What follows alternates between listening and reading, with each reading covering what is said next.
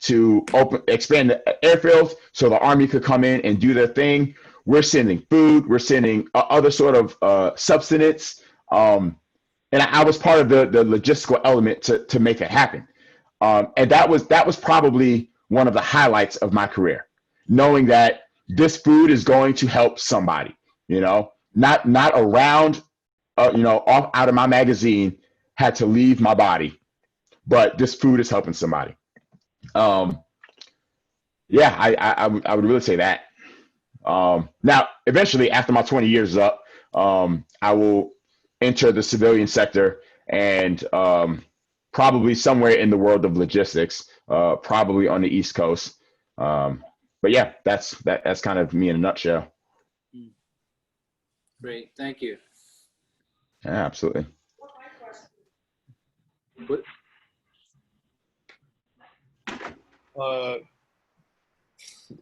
Captain Hart.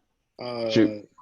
That's kind of weird referring to you that right now, but who's the contact that you were going to I think I know who it is. But... Yeah, I'm definitely talking about Catherine. Okay. Yeah. Captain, I'm reminded there was one question that was unanswered. Sure. And that question was, if you were able to go back in time, would you change anything in yourself or in the habits to help you overcome any obstacles you encountered during your journey as a Marine?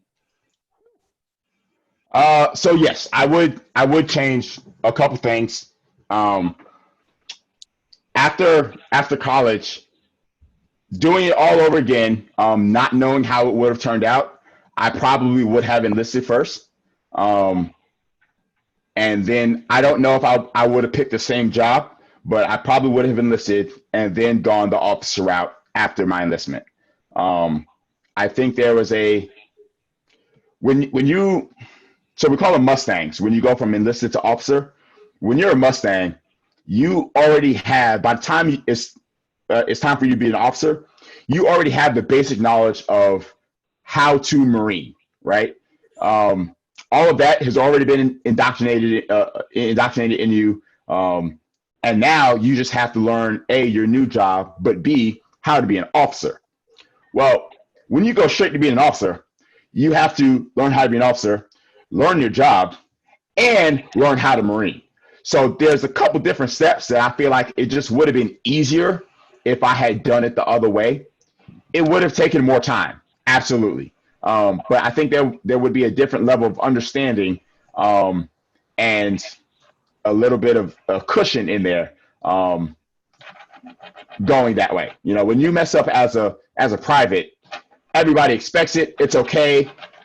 It happens. You move on, right? You're going to get yelled at. It happens. You move on. You mess up as a lieutenant, you're still going to get yelled at. But your responsibility level is different. As I was mentioning before, as a private, you're responsible for one person.